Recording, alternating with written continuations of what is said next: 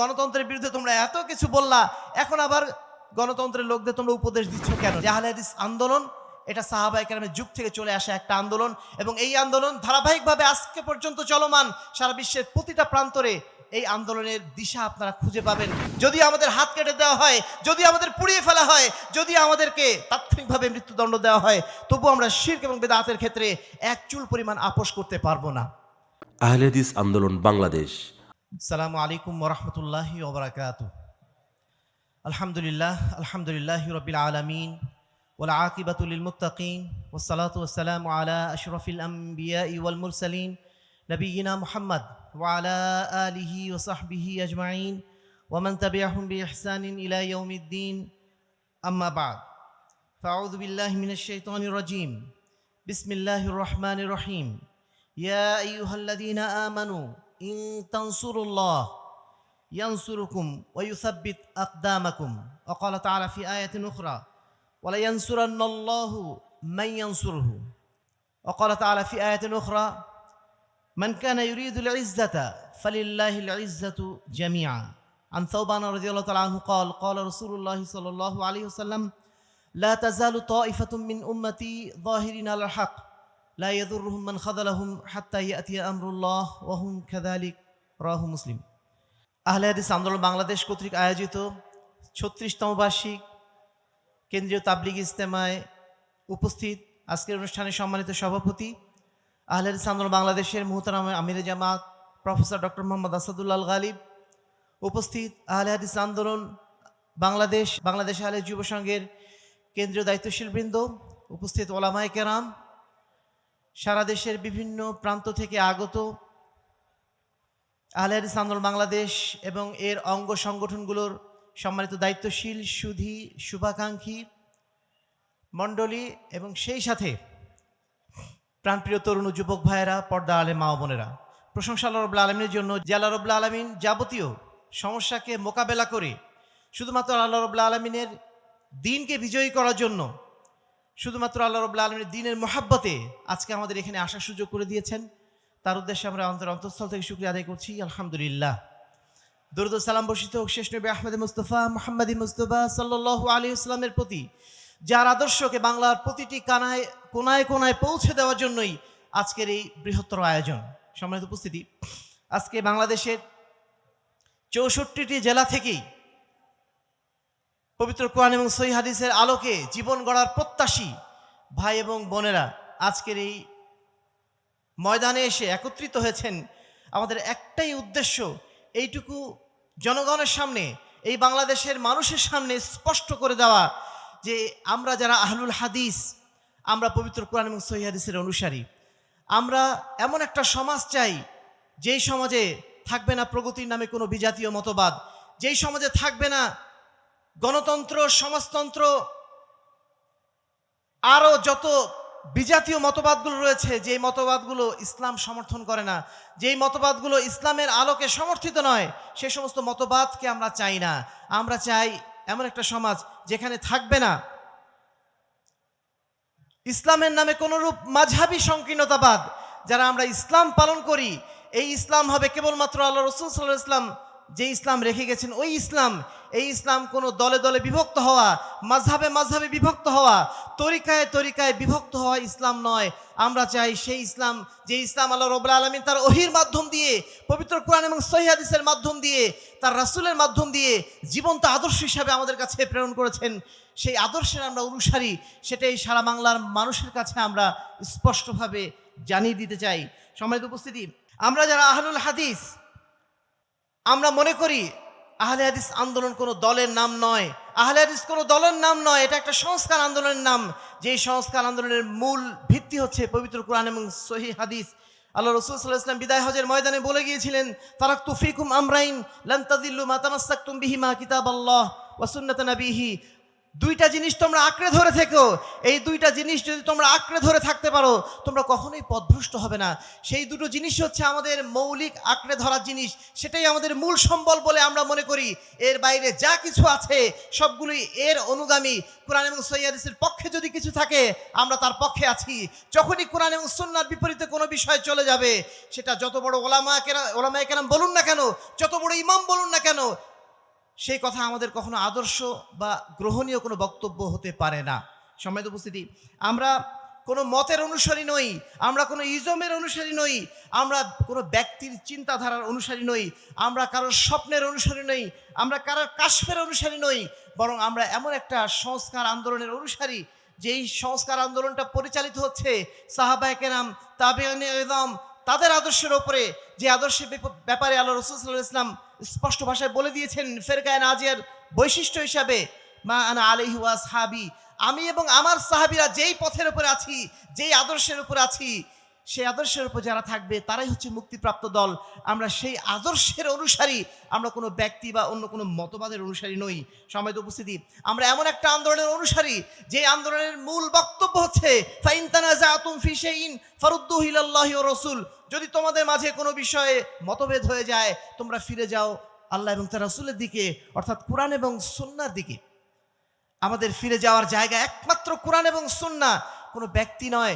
মতভেদ হতেই পারে, মানুষ হিসাবে আমাদের মতভেদ হতেই পারে, কিন্তু মতভেদ হওয়ার পরে যখন আমরা জেনে যাব না কোরআনে এটা এসেছে, হাদিসে এটা এসেছে, স্পষ্ট যখন আমরা জেনে গেছি, তখন আমরা আর কোনো অবস্থাতেই কোনো বিতর্ক করি না। আমরা বলে ফেলি সামিনা ওয়া আতানা, শুনলাম মেনে নিলাম। হতে পারে আমার যুক্তির বিপরীত, হতে পারে আমার আবেগের বিপরীত, হতে পারে সমাজের রেওয়াজের বিপরীত, কিন্তু কোরআন এবং সুন্নাহ যেহেতু এসেছে সামিনা ওয়া আতানা, শুনলাম মেনে নিলাম, আমরা এই আকীদা, এই মতবাদের আমরা অনুসারী। সম্মানিত উপস্থিতি, আমরা এমন এক আন্দোলনের অনুসারী যেই আন্দোলন চুল পরিমাণ ছাড় দেয় না শিরক এবং বেদাতের ক্ষেত্রে। পৃথিবীর সব ক্ষেত্রে ছাড় দেওয়া সম্ভব, কিন্তু যেখানে শিরক রয়েছে, যেখানে বেদাত রয়েছে, সেখানে এক চুল পরিমাণ ছাড় দেওয়ার পক্ষপাতী আমরা নই। এজন্য গোটা পৃথিবী যদি শিরকের পক্ষে চলে যায়, তবুও আমরা গুটি কয়েক মানুষ হলেও, যদি আমরা একজন মানুষও হই, তবু আমরা সেই শিরকের, সেই বেদাতের অনুসারী হতে প্রস্তুত নই।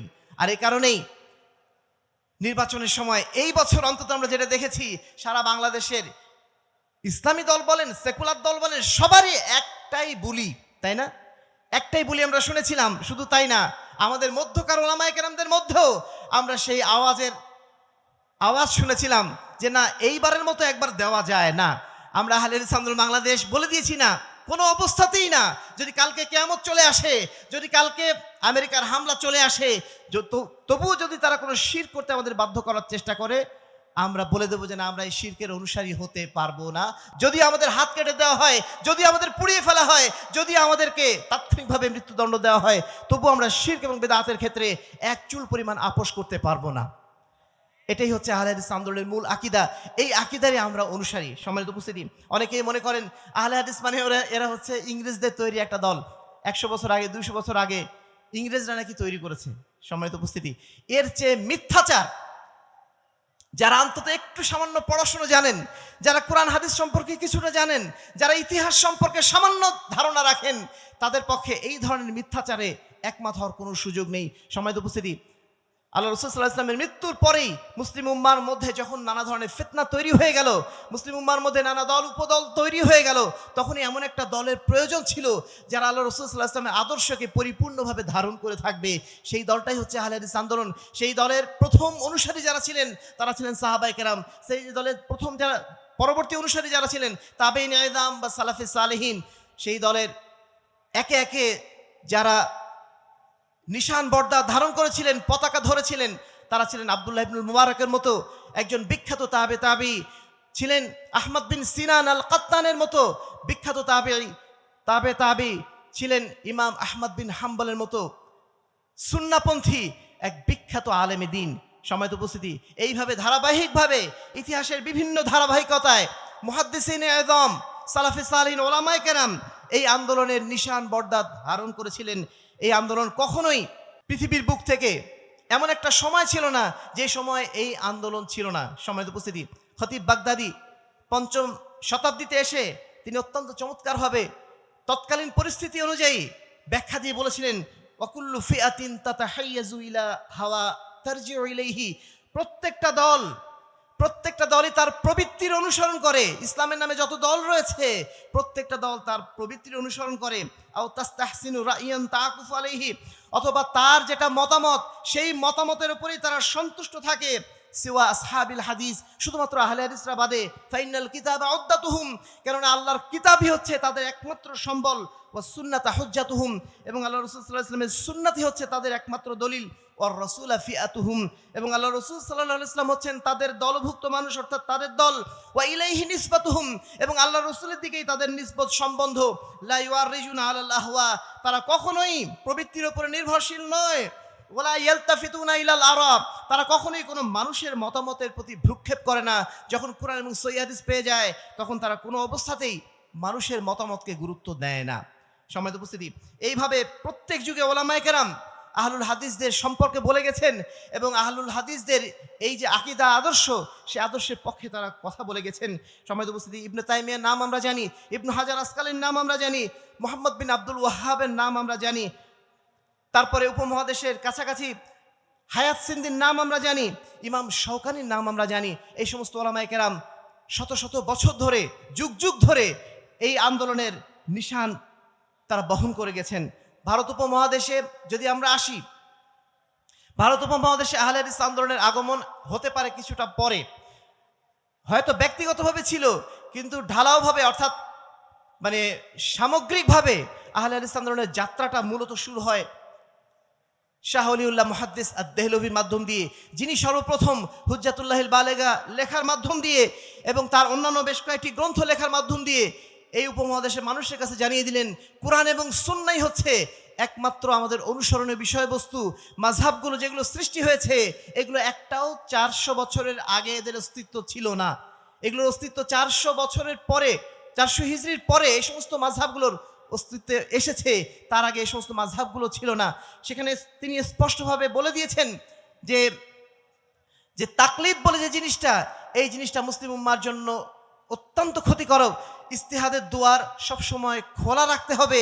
ওলামায়ে কেরাম যারা ইস্তিহাদ করার মতো যোগ্য তাদের জন্য ইস্তিহাদের দুয়ার খোলা রাখতে হবে। ইস্তিহাদ শুধুমাত্র ওই 4th শতাব্দী পর্যন্ত আবদ্ধ করে রাখতে হবে, এই চিন্তার বিরুদ্ধে তিনি প্রথম কুঠারাঘাত করলেন। তিনি উপমহাদেশে হাদিসের পঠন পাঠন শুরু করলেন। এর মাধ্যম দিয়ে আহলে হাদিসের আন্দোলনের দুর্বার অগ্রযাত্রা এই উপমহাদেশে শুরু হলো। তার পরবর্তীতে তার সন্তান শাহ আব্দুল আজিজ তিনি এই আন্দোলনকে আরও অগ্রসর করে নিলেন। তিনি শিক্ষকতার মাধ্যম দিয়ে, তিনি দার্স তাদরিসের মাধ্যম দিয়ে এই আন্দোলনকে আরও ছড়িয়ে দিলেন। পরবর্তীতে সৈয়দ নাজির হোসেন দেহলভি, যাকে বলা হয় এই উপমহাদেশে আহলে হাদিস আন্দোলনের অন্যতম স্থপতি, যিনি 60 বছর ধরে হাদিসের দার্স দিয়ে প্রায় 80,000 স্টুডেন্ট তিনি তৈরি করেছিলেন, যাদের মাধ্যম দিয়ে আজকে এই উপমহাদেশে আহলে হাদিস আন্দোলনের এই যে বিকাশটা আমরা দেখছি, এই বিকাশটা মূলত তার এই ছাত্রদের মাধ্যম দিয়ে হয়েছিল। আপনারা যদি আজকে বাংলার প্রত্যন্ত অঞ্চলগুলোতে যান, সেই সুদূর সিলেটের গাছবাড়িতে আমরা যখন গিয়েছি তখন আমরা শুনেছি ওইখানে মাওলানা তাহের সিলেটি, তার মাধ্যম দিয়ে আহলে হাদিস আন্দোলনের বিকাশটা ঘটেছিল। তিনি কার ছাত্র ছিলেন? তিনি ছিলেন মিয়া নাজির হোসেন দেহলভির। তিনি যখন দিল্লিতে গিয়েছিলেন, দিল্লিতে তার কাছ থেকেই, তার শিষ্যত্ব নিয়েই, তার ছাত্রত্ব নিয়েই তিনি আবার সিলেটে ফিরে এসেছিলেন। তার মাধ্যম দিয়েই সিলেট অঞ্চলে আহলে হাদিস আন্দোলনের আজকে যতটুকু অবস্থান রয়েছে মূলত হয়েছে তার মাধ্যম দিয়েই।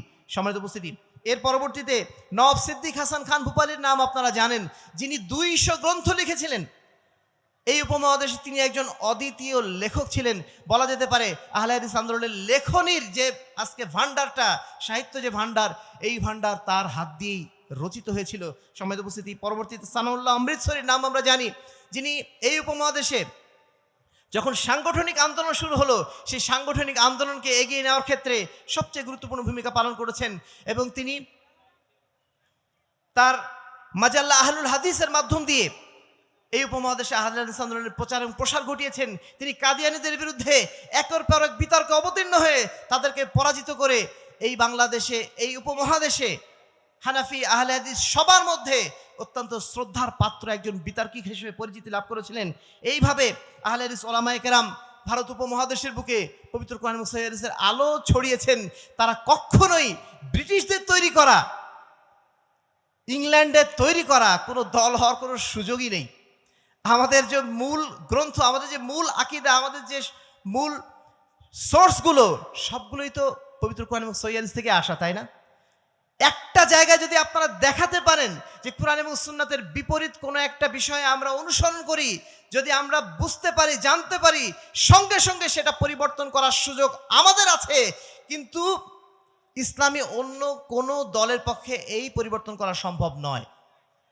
আজকে যারা ইকামতে দ্বীনের নাম করে রাষ্ট্র ক্ষমতায় ইসলামকে নিয়ে যাওয়া বা রাষ্ট্র ক্ষমতায় যাওয়াটাকে তাদের জন্য মনে করেন আসলুল উসুল, সকল ইবাদতের বড় ইবাদত, এই বিষয়টা যদি তাদেরকে ভুল ধরিয়েও দেওয়া হয়, এই ভুল থেকে তারা বের হতে পারবে না, কারণ ওটার তাদের ভিত্তি হচ্ছে ওইটা। যত ইসলামী দল রয়েছে আপনি দেখবেন তাদের এক একজনের ভিত্তি এক এক রকম।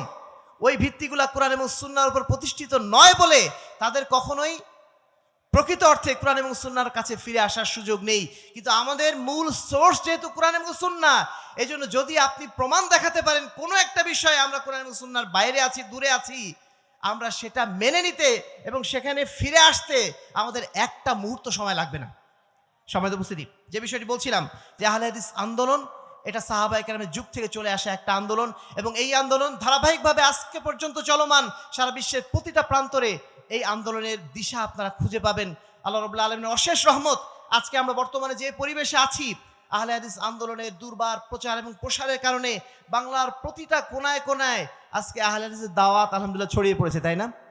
যদি ছড়িয়ে না পড়তো আজকে 64 জেলা থেকে আমাদের ভাইরা এখানে উপস্থিত হতেন না। সেই সুদূর রাঙামাটি, সেই সুদূর খাগড়াছড়ি, সুদূর সুনামগঞ্জ, সুদূর কক্সবাজার, বাংলাদেশের প্রতিটা প্রান্ত থেকে আজকে আলহামদুলিল্লাহ আমাদের আহলুল হাদিস ভাইরা, পবিত্র কোরআন এবং সুন্নাহপন্থী ভাইরা আলহামদুলিল্লাহ তারা আজকে এখানে উপস্থিত হয়েছেন। এবং আমরা অন্ততপক্ষে বাংলাদেশে যেই স্থানে এখন যাই না কেন, সব জায়গাতে আমরা উপলব্ধি করতে পারি যারা সত্য জানতে চান, সত্যকে যারা মানতে চান, সত্যকে যারা বুঝতে চান, তারা বুঝে ফেলেছেন যে আহলে হাদিসরাই হকের উপর টিকে আছে আলহামদুলিল্লাহ। সব জায়গাতে যেখানে আপনি দেখবেন সচেতন মানুষ, কিছুটা শিক্ষিত মানুষ যারা সত্য জানতে চায়, তারা কিন্তু কখনোই এই আন্দোলনের মূল দাওয়াতকে কখনোই অগ্রাহ্য করতে পারবে না, কখনোই অস্বীকার করার কোনো সুযোগ নেই। আলহামদুলিল্লাহ আল্লাহ রাব্বুল আলামিন সেই অবস্থানে আজকে আমাদের নিয়ে এসেছেন। কিন্তু দুর্ভাগ্যের বিষয়, আমরা কিছু বিষয় আজকে আমাদের আত্মসমালোচনার জায়গা থেকে বলতে চাই যে আজকে আমাদের আহলুল হাদিস যারা আমরা আছি, আমাদের এই আকীদা, আমাদের এই মানহাজ আজকে সারা বাংলার বুকে প্রতিটা মানুষের কাছে ছড়িয়ে যাওয়ার কথা ছিল, কিন্তু সেই জায়গাতে আমরা কিছুটা পিছিয়ে আছি। কেন? কারণ প্রথমত আমরা যে চ্যালেঞ্জগুলো দেখছি, আমাদের মধ্যে কিছু অজ্ঞতা আছে। আমরা যারা আহলুল হাদিস, আমাদের মধ্যে কিছু অজ্ঞতা বিরাজ করছে। সেই অজ্ঞতা বিরাজ করার কারণে আজকে উত্তরাঞ্চলের বিরাট অংশের একদল মানুষ যারা আহলুল হাদিস বাবা দাদার ঔরসে জন্ম নিয়েছেন, কিন্তু দুর্ভাগ্যের বিষয় তারা জানেন না যে তারা নিজেরা আহলে হাদিস। রফল এদেন করে, আমিন বলে, কিন্তু যদি তাদেরকে বলা হয় যে আপনি কি আহলে হাদিস, বলছে না না আমি আহলে হাদিস না, কি আমি মুসলমান। এরকম লোকে আছে আপনাদের এলাকায়? উত্তরাঞ্চল জুড়ে কিন্তু এই ধরনের অসংখ্য দৃশ্য আমরা দেখতে পাই। কারণ আহলে হাদিস দাওয়াতের প্রচার এবং প্রসারের অভাবের কারণে, আমাদের শিক্ষা প্রতিষ্ঠানের কমতি থাকার কারণে, ঘাটতি থাকার কারণে আজকে বহু আহলে হাদিস তারা জানেন না তাদের পরিচয় আহলুল হাদিস, তারা অসচেতন অবস্থায় পড়ে আছেন। এটা আমাদের জন্য একটা বড় চ্যালেঞ্জ। 2 নম্বর হচ্ছে আমাদের মধ্যে বিভক্তি। এই বিভক্তি জায়গাটা আমাদের বলতেই হচ্ছে। আমাদের মধ্যে বিভক্তি, সাধারণ বিভক্তি থাকলে একটা কথা ছিল, কিন্তু এমন এমন বিভক্তি, এমন এমন হাস্যকর বিষয় বিভক্তি, যে বিষয়গুলো আমাদেরকে অত্যন্ত পীড়া দেয়। শুধুমাত্র মুনাজাত না করার অপরাধে আমাদেরকে কিন্তু একদল মানুষ মনে করেন, আহলে হাদিসদের মধ্যে একদল মানুষ মনে করেন এরা বোধহয় ইহুদি খ্রিস্টানদের দালাল। বাইরের লোকরা তো বাদ দেন, যারা আহলুল হাদিস আবার মোনাজাত পন্থী এরকম কিছু আছেন না, ইনারা মনে করে যে আহলে হাদিস আন্দোলনে যারা দায়িত্বশীল বা আহলুল আন্দোলনে যারা আমরা অনুসারী আছি, আমরা হচ্ছি মানে ইহুদি খ্রিস্টানদের দালাল। তার কারণ আমরা মোনাজাতের বিরোধিতা করেছি। একটা পয়েন্টে এসে তারা ওই অবস্থা। আমাদের মধ্যকারী কিছু পাগল লোক আছে যারা একই দিনে ঈদ এবং সিয়াম পালন করার জন্য ব্যতিব্যস্ত হয়ে পড়েছে। তাদের কিছু ভিডিও আমরা এখন দেখতে পাচ্ছি, তাই না সম্মানিত উপস্থিতি? অনুরূপভাবে আমাদের মধ্যে একদল ভাই রয়েছেন যারা শুধুমাত্র আহলে হাদিস বলাকে কেন্দ্র করে আলাদা দল খুলে বসে আছেন। তারা বলছেন যে না, আমরা আহলে হাদিস বলবো না, আমরা মুসলমান, আমরা সহিহ আকীদার লোক, আহলে হাদিস তারা বলতে রাজি নন। আমাদের মধ্যে একদল ভাই রয়েছেন, তারা বলছেন সংগঠন করা হারাম। এই সমস্ত আজে বাজে কথাবার্তা বলে আমাদের মধ্যে বিভক্তি জায়গাগুলো আরও বেশি প্রশস্ত করা হচ্ছে।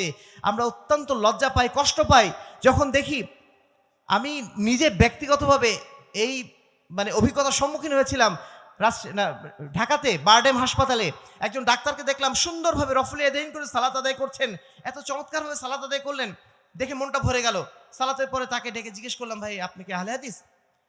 তিনি বলছেন যে আহলে হাদিস? আহলে হাদিস আবার কি? আমি ওসব কিছু না বলে হন হন করে চলে গেলেন। সম্মানিত উপস্থিতি, এই ধরনের মানুষ আমাদের মধ্যে কিন্তু আছে। এটা আমাদের জন্য একটা বড় চ্যালেঞ্জ। 3 নম্বর হচ্ছে মিডিয়ার দুর্বলতা।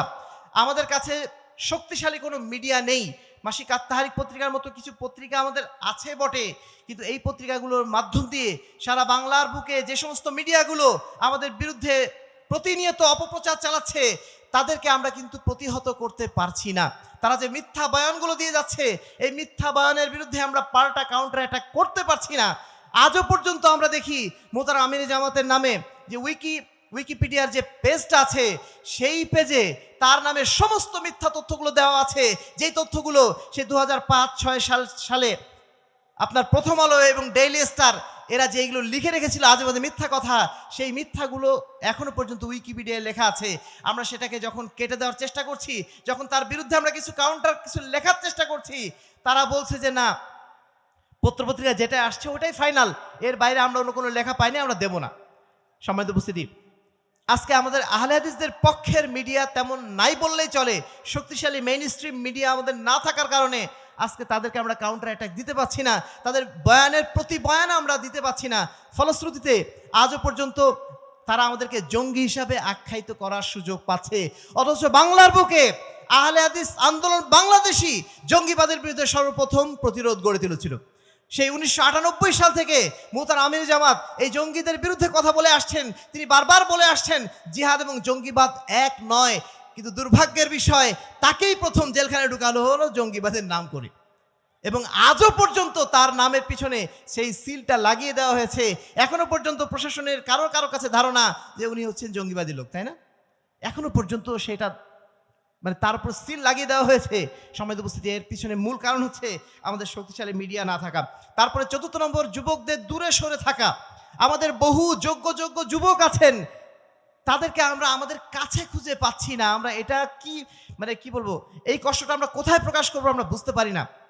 আমাদের ভাইদেরকে আমরা যারা একটু দিনদার হয়েছি, সেই দিনদার ভাইদেরকেও দূরে সরার জন্য সংগঠন না করার এই ফতোয়া জারি করে দেওয়া হয়েছে। ফলে তাদেরকেও আমরা খুঁজে পাচ্ছি না। এই আন্দোলনটাকে এগিয়ে নেওয়ার জন্য যুব সমাজ হচ্ছে সবচেয়ে উপযুক্ত শক্তি, যাদের মাধ্যম দিয়ে এই আন্দোলনকে সর্বত্র ছড়িয়ে দেওয়া যেত, কিন্তু তাদেরকেও আমাদের থেকে দূরে রাখা হয়েছে। এটা আমাদের একটা বড় চ্যালেঞ্জ। সর্বশেষ, বিজাতীয় এবং ভ্রান্ত আকিদার চ্যালেঞ্জ। প্রতিটা মুহূর্তে আমাদের সামনে নানা ধরনের ভ্রান্ত আকিদা মাযহাব তৈরি হচ্ছে। হিজবুত তাওহীদ আসছে, তারপরে আপনার কাদিয়ানি আসছে, আহলে কুরআন আসছে। আহলে কুরআনদের কাজ দেখতে পাচ্ছি আমরা, ম্যাক্সিমাম আহলে হাদিসদের মধ্যেই তারা কাজ করে যাচ্ছে। অত্যন্ত দুর্ভাগ্যের বিষয়। এবং আমাদের আহলে হাদিস ভাইরাও অনেকেই তাদের এই ফিতনার মধ্যে ঢুকে যাচ্ছেন, আহলে কুরআনদের ওই ফিতনার মধ্যে তারাও ঢুকে যাচ্ছেন। সম্মানিত উপস্থিতি, এই বিজাতীয় মতবাদগুলো আমাদের জন্য এক একটা ফিতনা হয়ে দাঁড়িয়ে আছে, এক একটা চ্যালেঞ্জ হয়ে দাঁড়িয়ে আছে। এই চ্যালেঞ্জের বিরুদ্ধে এখন আমাদের কি করণীয়? আহলে হাদিস আন্দোলনকে, আহলে হাদিসদের এই দাওয়াতকে সমাজের সর্বত্র ছড়িয়ে দেওয়ার জন্য আমাদের এখন করণীয় কি হবে? আজকে যারা আমরা এখানে উপস্থিত হয়েছি প্রায় 50,000 মানুষ, যদি আমরা অনলাইনে ধরি আরও অনেক মানুষ আমাদের এই আজকের এই মাহফিলে উপস্থিত রয়েছেন। আমরা আপনাদের সবার প্রতি বিনীত আরজ করতে চাই, আমাদের প্রত্যেকের দায়িত্ব হচ্ছে এই সমাজের বুকে বিশুদ্ধ ইসলামের এই দাওয়াতকে ছড়িয়ে দেওয়া। আমরা কি এই দাওয়াত ছড়িয়ে দেওয়ার জন্য সবাই রাজি আছি ইনশাআল্লাহ? যেই অবস্থানে আছি না কেন, আমরা আজকে কত কষ্ট করে এখানে এসেছি, তাই না? কত ধরনের বিপদ আপদ সব কিছুকে পরিত্যাগ করে পিছনে ছেলে আমরা এখানে এসেছি। আজকে একটাই উদ্দেশ্য, কোরআন এবং সুন্নাহর অনুসারী আমরা হতে চাই। আমরা যেমন কোরআন এবং সুন্নাহর অনুসারী হতে চাই, এই দেশ এই সমাজের মানুষকে আমরা কি কোরআন এবং সুন্নাহর অনুসারী দেখতে চাই না? যদি চাই, আমাদের প্রত্যেককে দায়িত্ব নিতে হবে। আমাদের প্রথম যেটা করণীয় হবে, আমাদেরকে অনেকেই জিজ্ঞেস করেন, আরে তোমরা তো ইসলামী খেলাফত নিয়ে খুব ব্যস্ত, ইসলামী খেলাফত করো, গণতন্ত্রের বিরুদ্ধে ইসলামী খেলাফত দাঁড়িয়ে মেলা গল্প দাও, তোমাদের কর্মসূচিটা কি? আমাদের কর্মসূচি তারা দেখতে পান না। তারা শুধু কর্মসূচি মানে মনে করেন হরতাল, কর্মসূচি মানে মনে করেন গাড়ি ভাঙচুর, কর্মসূচি মনে করেন সরকারের বিরুদ্ধে 2-4টা কথা বলে একদম মানে ভাইরাল হয়ে যাওয়া, এটাকেই তারা মনে করেন এটাই বোধহয় কর্মসূচি। আহলে হাদিস আন্দোলনের কর্মসূচি নতুন কোনো কর্মসূচি নয়। 1,24,000 পয়গম্বরের যে কর্মসূচি ছিল তাজকিয়া এবং তারবিয়া, দাওয়াত ও জিহাদের যে কর্মসূচি, আমাদের কর্মসূচিও ওই কর্মসূচি। পশ্চিমাদের শেখানো কোনো কর্মসূচির অনুসারী আমরা নই। আমাদের কর্মসূচি দাওয়াত ও জিহাদ, আমাদের কর্মসূচি তাজকিয়া এবং তারবিয়া, অর্থাৎ আত্মশুদ্ধি এবং সমাজ শুদ্ধি, এটাই আমাদের কর্মসূচি। এই কর্মসূচির পক্ষে ইমাম মালিকের যে বক্তব্য আমরা উপস্থাপন করতে চাই, তিনি বলছেন লাই ইয়াসলুহা আখিরু হাযিল উম্মাহ ইল্লা বিমা সালুহা বিহি আউয়ালুহা। এই উম্মতের পরবর্তী যুগে যদি ইসলাহ আনতে হয়, সংশোধন আনতে হয়, তাহলে সংশোধন ওই উপায়ে নিয়ে আসতে হবে যেই উপায়ে উম্মতের প্রথম যুগের মানুষেরা অর্থাৎ সাহাবায়ে কেরাম যেভাবে সমাজ সংস্কার করেছিলেন, ওই পথে আমাদেরকে সমাজ সংস্কার করতে হবে। তারা যেমন শিরক এবং বেদাতের বিরুদ্ধে আপসহীন ছিলেন, আমরাও শিরক এবং বেদাতের বিরুদ্ধে আপসহীন থেকে আমাদের আন্দোলনকে ইনশাআল্লাহ বাংলার প্রতিটা ঘরে ঘরে পৌঁছে দেব। এজন্য আমাদের প্রথম যেটা করণীয় হবে, আমরা যেন সঠিক জ্ঞানটা অর্জন করার চেষ্টা করি। সর্বক্ষেত্রে সবসময় যেন আমরা জেনে শুনে কথা বলার চেষ্টা করি, না জেনে আবেগের বশবর্তী হয়ে, যুক্তির বশবর্তী হয়ে আমরা যেন সত্যের অস্বীকারী না হয়ে যাই। সম্মানিত উপস্থিতি, আহলে হাদিসের সবচেয়ে বড় সৌন্দর্য হচ্ছে তাদের ইলম, তাদের কাছে জ্ঞান আছে। তারা জ্ঞান ছাড়া কোনো কথা বলে না, পবিত্র কোরআন এবং সহিহ হাদিসের দলিল ছাড়া কোনো কথা বলে না, এটাই তাদের সৌন্দর্য। এজন্য আমরা সর্বদা ইলম অর্জনে, জ্ঞান অর্জনে যেন নিজেকে ব্যাপৃত রাখি। কোনো অবস্থাতে আমরা জ্ঞানহীন কোনো কথা যেন না বলি। আর এ লক্ষ্যে আমাদের শিক্ষা প্রতিষ্ঠানগুলো গড়ে তোলা দরকার। হাদিস ফাউন্ডেশন শিক্ষা বোর্ড সারা বাংলাদেশের বুকে শিক্ষা প্রতিষ্ঠান গড়ে তোলার জন্য এখন যে পদক্ষেপগুলো নিচ্ছে, এই পদক্ষেপের সাথে আমরা চাই আপনারা ঐক্যমত্য ঘোষণা করেন এবং আপনাদের এলাকাগুলোতে ছোট ছোট মাদ্রাসাগুলো প্রতিষ্ঠার মাধ্যম দিয়ে আমাদের পরবর্তী প্রজন্মকে প্রশিক্ষিত এবং শিক্ষিত করার জন্য সাধ্যমতো প্রচেষ্টা গ্রহণ করবেন। সেই সাথে আমাদের প্রকাশনা বইপত্র যেগুলো রয়েছে, এই বইপত্রগুলো সমাজের প্রত্যেক এলাকায় ছড়িয়ে দেওয়ার চেষ্টা করবেন। সেই সাথে আমাদের শক্তিশালী মিডিয়া যেন তৈরি হয়। মিডিয়া হয়তো আমরা এখন স্যাটেলাইট টিভি তৈরি করতে পারবো না, হয়তো আমরা মেইন স্ট্রিম কোনো মানে প্রিন্টিং মিডিয়া হয়তো তৈরি করতে পারবো না, কিন্তু আজকের যুগের সবচেয়ে শক্তিশালী মিডিয়া কিন্তু ফেসবুক, ইউটিউব, তাই না? ফেসবুক, ইউটিউব দিয়েই তো আমরা দেখলাম আমাদের ছোট ছোট বাচ্চারা গত 5ই আগস্টে কি করলো, পুরা ফেসবুক দিয়ে, ইউটিউব দিয়ে তারা করে ফেললো। বিকল্প মিডিয়া যেগুলো আছে, এই মিডিয়াগুলো যেন আমরা সাধ্যমতো ব্যবহার করি এবং কোরআন এবং সুন্নাহর পক্ষে যেন আমরা সেটাকে ব্যবহার করার চেষ্টা করি। সম্মানিত উপস্থিতি, 2 নম্বর কাজ যেটা আমাদের ব্যক্তিগত জীবনকে পরিশুদ্ধ করতে হবে, সুন্নাহর আলোয় আলোকিত করতে হবে। আমরা মানুষকে সৎ কাজের কথা বলছি, আমরা নিজেরা সঠিক জ্ঞান অর্জন করছি, কিন্তু দুর্ভাগ্যের বিষয় আমাদের মধ্যে শয়তান কিন্তু গাফিলতি ঢুকিয়ে দিচ্ছে। আমরা জানি অনেক, কিন্তু মানি কম। অনেক কিছু জানি, কিন্তু আমাদের জীবনে সেটা বাস্তবায়নের জায়গায় আমরা অনেক পিছিয়ে আছি। সাহাবায়ে কেরামের যেটা অবস্থান ছিল, তারা ছিলেন রাতের বেলার রুহবান এবং দিনের বেলার ফুরসান। তারা দিনের বেলা ছিলেন ঘোড়সওয়ার, রাতের বেলা ছিলেন রাতের সালাত আদায়কারী, এবং তারা নিজেদেরকে সবসময় আল্লাহর কাছে সঁপে রাখতেন। সেই জায়গায় কিন্তু আমরা যথেষ্ট ঘাটতি রয়েছে, আমাদের মধ্যে ইখলাসের অভাব রয়েছে, আমাদের মধ্যে ইস্তেকামতের অভাব রয়েছে। আজকে আমাদের মধ্যে যত বিভক্তি, যত ধরনের সমস্যাগুলো তৈরি হচ্ছে, ম্যাক্সিমাম সমস্যা কিন্তু এই ইখলাসের সমস্যা, ইস্তেকামতের সমস্যা, অথবা দেখা যাচ্ছে লেনদেনের সমস্যা, চারিত্রিক সমস্যা। এই সমস্যাগুলোর কারণে আজকে কিন্তু আমরা সামনে আগাতে যেরকম পারার কথা ছিল অতটা আগাতে পারছি না। আমরা আপনাদের প্রতি বিনীত অনুরোধ জানাবো, যা আমরা শিখছি আমাদের জীবনে যেন সাধ্যমতো সেটাকে যেন বাস্তবায়ন করার চেষ্টা করি। একজন আহলুল হাদিস ব্যক্তিও এমন হবে না যার মুখে দাড়ি নেই। আপনার একটা প্রাইমারি কমন বৈশিষ্ট্য হচ্ছে আপনার দাড়ি থাকবে। দাড়িবিহীন একজন আহলুল হাদিস নিজের পরিচয় দিবেন, এটা অত্যন্ত লজ্জাস্কর। আপনি আহলুল হাদিস পরিচয় দিবেন, আপনার টাকনুর নিচে কাপড় এখনো উঠলো না, আপনি আহলুল হাদিস পরিচয় দেওয়ার এখনো যোগ্য হয়ে ওঠেন নাই। সম্মানিত উপস্থিতি, এই ছোট্ট ছোট্ট বিষয়গুলো আমরা যদি একটু ফলো করি এবং আমাদের নিজেদেরকে যেন পরিশুদ্ধ করে নিতে পারি, ইনশাআল্লাহ আমাদের দ্বারা সামনের সমাজ পরিবর্তন করা সম্ভব। একজন মানুষ কখন পরিবর্তনের যোগ্য হয়? যখন সে সমাজে একজন আদর্শ স্থানীয় ব্যক্তি হয়। মানুষ জানে যখন যে না, এই লোকটা একজন আদর্শ মানুষ, তখনই তো তার দ্বারা পরিবর্তন হয়। আপনি যদি নিজেই আদর্শহীন হন, আপনি যতই সহিহ আকীদার কথা বলেন, যতই রাফেল ইয়াদাইনের কথা বলেন, মানুষ আপনার কথা শুনবে না। সম্মানিত উপস্থিতি, এই জন্য আমাদের প্রথম কাজ হচ্ছে, দ্বিতীয় কাজ হচ্ছে ব্যক্তিগত জীবনকে পরিশুদ্ধ রাখা এবং নিজের জীবনে সুন্নাতের সাধ্যমতো প্রতিফলন ঘটানো। 3 নম্বর হচ্ছে সাংগঠনিক মজবুতি অর্জন করা। আজকে আলহামদুলিল্লাহ আহলে হাদিস আন্দোলন বাংলাদেশের মাধ্যম দিয়ে সারা বাংলার বুকে মানুষকে ঐক্যবদ্ধ করার একটা প্রয়াস চালানো হচ্ছে। এই প্রয়াসকে আরও শক্তিশালী করার জন্য আমাদেরকে আরও সাংগঠনিকভাবে ঐক্যবদ্ধ হতে হবে, সংগঠনকে মজবুত করার চেষ্টা করতে হবে। প্রতিটা এলাকায়, প্রতিটা গ্রামে, প্রতিটা মসজিদে যেন শাখা থাকে, সেখানে যেন নিয়মিত তালিম হয়, সেখানে যেন মানুষের কাছে হকের বার্তা পৌঁছানোর ব্যবস্থা থাকে। এই বিষয়গুলো যেন আমরা মনোযোগী হই, এটা আমাদের সাধ্যমতো চেষ্টা থাকবে। আমাদের ছোট বাচ্চাদের মধ্যে যেন সোনামণি থাকে, মহিলাদের মধ্যে যেন আহলে হাদিস মহিলা সংস্থা থাকে। এইভাবে সার্বিকভাবে আমরা যদি এই সমাজকে পরিবর্তনের উদ্যোগ নেই, সমাজ ইনশাআল্লাহ পরিবর্তন একদিন হবেই হবে। সমেত উপস্থিতি, চতুর্থ যে বিষয়, দাওয়াতের ময়দানে তো আমরা কাজ করবই, কিন্তু এখানে আর যেন আমরা কি বলবো, বেশি অধৈর্য হয়ে না যাই। আমাদেরকে ধৈর্যের সাথে টিকে থাকতে হবে। নূহ আলাইহিস সালাম 900 বছর ধরে দাওয়াত দিয়ে গেছেন। আমাদের নবী মুহাম্মদ রাসূলুল্লাহ সাল্লাল্লাহু আলাইহি ওয়াসাল্লাম তার 23 বছরের নবুয়তের জিন্দেগির অধিকাংশ সময় কষ্টের মধ্যেই ছিলেন, বিপদের মধ্যেই ছিলেন। অতএব এই বিপদ আসবে, থাকবে, এটা মাথায় রেখেই আমাদের আগাতে হবে, আমরা যেন অধৈর্য না হয়ে যাই।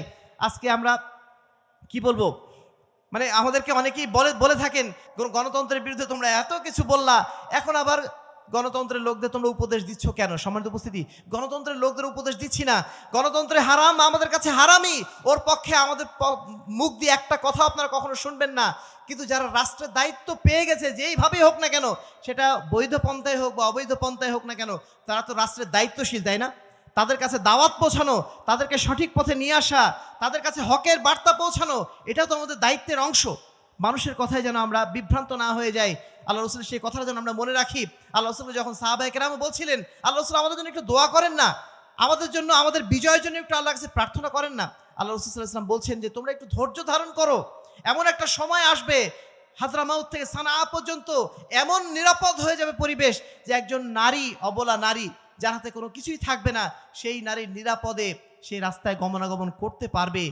ওয়ালাকিন্নাকুম তাস্তাজিলুন, কিন্তু তোমরা খুব তাড়াহুড়া করছো। আমাদের তাড়াহুড়া করার কোনো প্রয়োজন নেই। আমরা সাধ্যমতো আমাদের দায়িত্বটা পালন করে যাই। ইনশাআল্লাহ আল্লাহ রাব্বুল আলামিনের পক্ষ থেকে নুসরাত আসবে, বিজয় আসবে। ওয়া তুহিব্বুনাহা নাসরুম মিনাল্লাহি ওয়া ফাতহুন কারীব, আল্লাহর পক্ষ থেকে যখন বিজয় আসবে, ইযা জা নাসরুল্লাহি ওয়াল ফাতহ ওয়া রাআইতান নাসা ইয়াদখুলুনা ফি দীনিল্লাহি আফওয়াজা, আল্লাহর পক্ষ থেকে যখন সাহায্য আসবে, বিজয় আসবে, দেখবেন মানুষ অটোমেটিক্যালি আপনার আমার এই আকীদার মধ্যে ঢুকে যাচ্ছে। এজন্য আমরা যেন অধৈর্য না হয়ে যাই, হিকমতের সাথে, ধৈর্যের সাথে যেন আমাদের দাওয়াতি কাজ চালিয়ে যাই। সর্বশেষ, বাতিলকে প্রতিরোধ করার জন্য আমাদের সবসময় প্রস্তুত থাকতে হবে। নানা ধরনের ফিতনা আসতেই থাকবে। কিয়ামত যত এগিয়ে আসবে, তত বেশি ফিতনা আসতেই থাকবে। দুদিন আগে আমাদের ফিতনা ছিল হিজবুত তাওহীদ নিয়ে, দুদিন আগে ফিতনা ছিল আমাদের কাদিয়ানীদের নিয়ে, নতুন করে আবার ফিতনা আবার আসলো শিয়াদের নিয়ে, যদিও পুরানো ফিতনা। কিন্তু বাংলাদেশে যে এত পরিমাণ শিয়াদের প্রতি মহব্বত স্থাপনকারী লোক ছিল, এটা আমাদের জানা ছিল না। এখন আমাদের আবার শিয়াদের বিরুদ্ধে কথা বলতে হচ্ছে। প্রতি মুহূর্তে নানা ফিতনা আসছে, আমরা আমাদের আকীদা, আমাদের মানহাজ সব নষ্ট করে ফেলছি। সম্মানিত উপস্থিতি, সবসময় আমাদের খেয়াল রাখতে হবে, ফিতনা আসতেই থাকবে। ফিতনা সম্পর্কে যেন আমরা সতর্ক হই, ফিতনার মধ্যে যেন আমরা নিজেরা ডুবে না যাই। মান লা ইয়ারিফুল জাহিলিয়া লা ইয়ারিফুল ইসলাম, যে ব্যক্তি জাহিলিয়াতকে চেনে না, যে ব্যক্তি বাতিলকে চেনে না, সে ইসলামকেও চেনে না।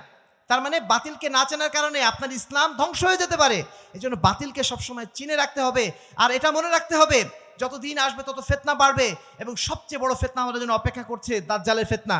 এই দাজ্জালের ফিতনা যখন আসবে, আমরা হয়তোবা এখানে যারা উপস্থিত রয়েছি প্রত্যেকেই বোধহয় আমাদের ঈমান হারিয়ে ফেলবো। কারণ দাজ্জাল এসে যখন বলবে যে বৃষ্টি তুমি নামো, বৃষ্টি যখন নামবে, দাজ্জাল এসে যখন বলবে সূর্য তুমি ওঠো, সূর্য যখন উঠে যাবে, দাজ্জালের ক্ষমতা দেখে আমাদের সব ঈমান হারিয়ে যাবে। সেজন্য সবসময় নিজেকে প্রস্তুত রাখতে হবে, কোনো অবস্থাতেই আমরা যেন ঈমানকে না হারিয়ে ফেলি, বাতিলের বিরুদ্ধে আমাদের অবস্থান যেন আমরা ধরে রাখতে পারি।